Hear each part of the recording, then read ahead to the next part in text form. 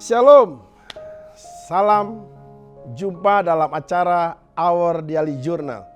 Nah, hari ini kita akan sama-sama belajar tentang kata yang mungkin sering kita dengar, ucapan yang sering kita dengar, takut akan Tuhan. Takut akan Tuhan sering kita dengar dari mungkin rekan-rekan sepelayanan kita, mungkin dari suami, istri, anak-anak kita, mungkin dari rekan-rekan kerja kita, mungkin dari rekan bisnis kita. Udah takut akan Tuhan, takut akan Tuhan. Cuma pertanyaannya takut akan Tuhan ini yang seperti apa?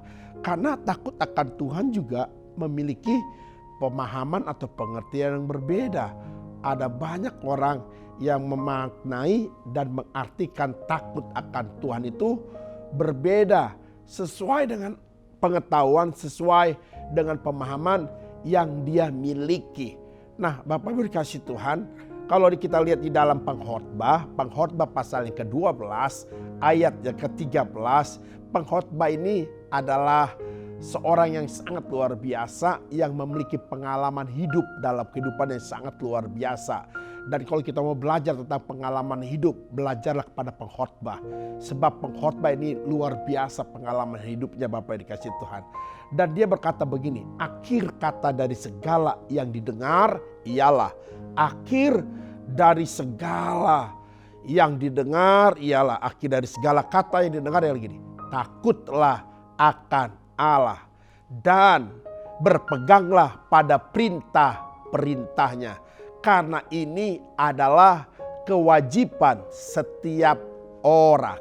Nah, jadi ternyata takut akan Tuhan itu adalah kewajiban semua orang. Jadi takut akan Tuhan bukan hanya sekedar kata-kata, tapi takut akan Tuhan jauh lebih akan dipahami dan dimengerti waktu kita dengan sebuah tindakan melakukannya. Jadi kalau kita cuma ngomong takut akan Tuhan, tapi kelakuan tidak menunjukkan takut akan Tuhan, itu bukan takut sama Tuhan namanya.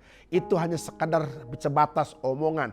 Nah, orang yang takut akan Tuhan pasti tindakannya seperti yang Tuhan perintahkan. Kalau orang mengaku dia takut akan Tuhan, pasti dia akan melakukan hal-hal yang baik, hal-hal yang benar, hal-hal yang menyenangkan hati Tuhan dan menyenangkan banyak orang.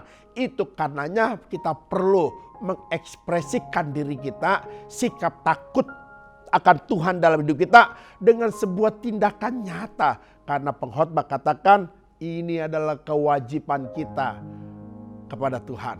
Nah, kalau kita ngomong kewajiban berarti ada konsekuensi.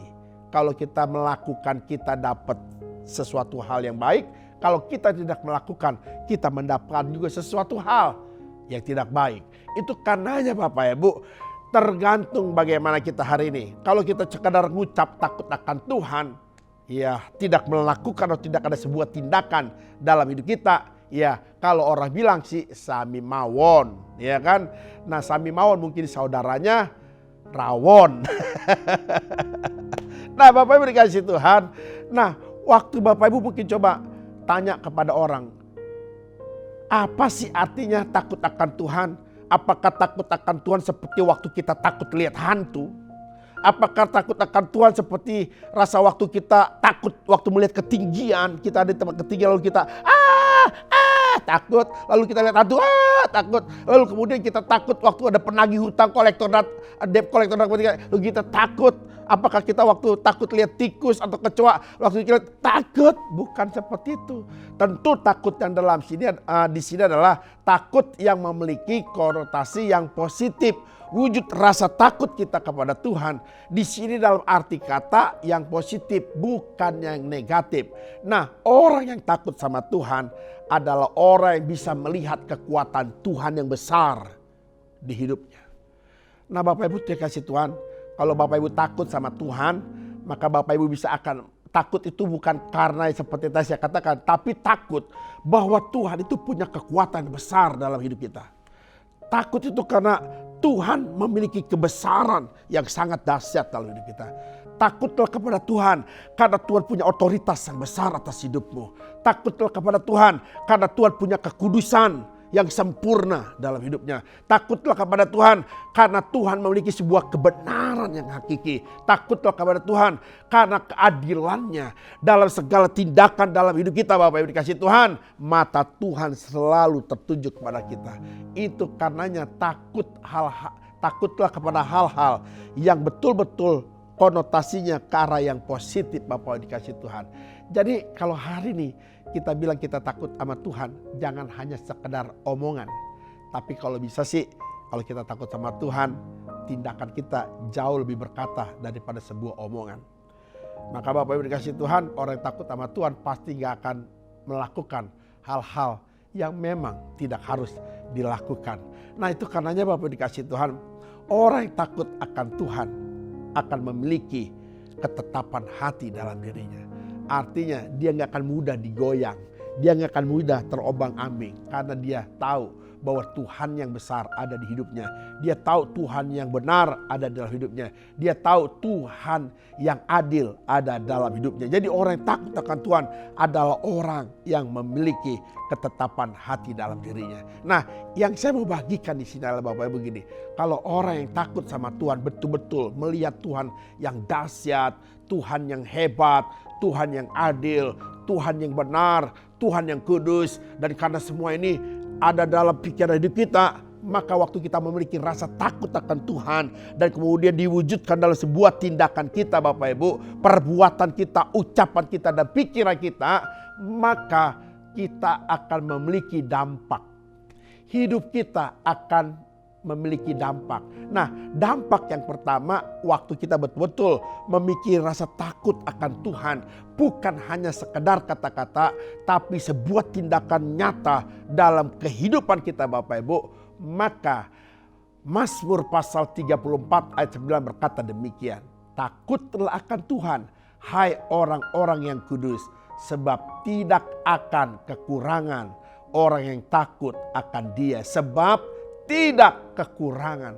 Jadi orang yang betul-betul takut sama Tuhan bukan hanya perkataan, tapi diwujud nyatakan dalam sebuah tindakan dan perbuatan, ucapan dan pikiran Bapak Ibu dikasih Tuhan, maka hidupnya tidak akan kekurangan. Sekalipun kehidupannya Bapak Ibu hari ini mengalami masalah, problem bukan karena masalah yang datang dari dirinya, tapi keadaan yang membuat dia menjadi menderita, keadaan yang membuat dia susah.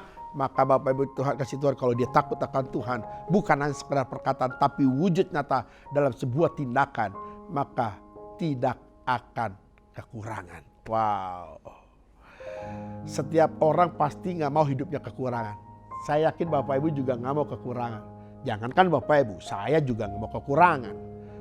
Tapi yang perlu kita lakukan, yang perlu kita perjuangkan, rasa takut akan Tuhan ini harus kita nyatakan dalam sebuah tindakan kehidupan kita sehari-hari. Kadang-kadang kita suka tergoda Bapak Ibu dengan keadaan. Kadang-kadang kita suka tergoda dengan fakta kenyataan yang terjadi. Kita gampang bimbang. Sekali lagi, orang yang punya rasa takut akan Tuhan, dia akan memiliki ketetapan hati. Dia akan berubah. Dia akan tetap yakin bahwa Tuhan akan menolong. Tuhan akan memberikan segala kebutuhan yang ada. Dan Bapak Ibu percayalah, yang pertama, orang yang punya rasa takut akan Tuhan bukan sekedar ucapan, tapi diwujud nyatakan dalam sebuah tindakan, tidak akan pernah kekurangan. Saya yakin Bapak Ibu juga pasti tidak pernah kekurangan. Kita akan melihat nanti dalam episode kedua apa dampak yang berikutnya. Kalau kita punya rasa takut akan Tuhan, bukan hanya sekadar ucapan, tapi diwujud nyatakan dalam sebuah tindakan. Nanti kita akan lihat lagi yang kedua. Saya berdoa Bapak Ibu adalah orang yang takut akan Tuhan, bukan sekadar ucapan, tapi wujud nyata dalam sebuah tindakan, ucapan, pikiran, tingkah laku. Tuhan Yesus memberkati.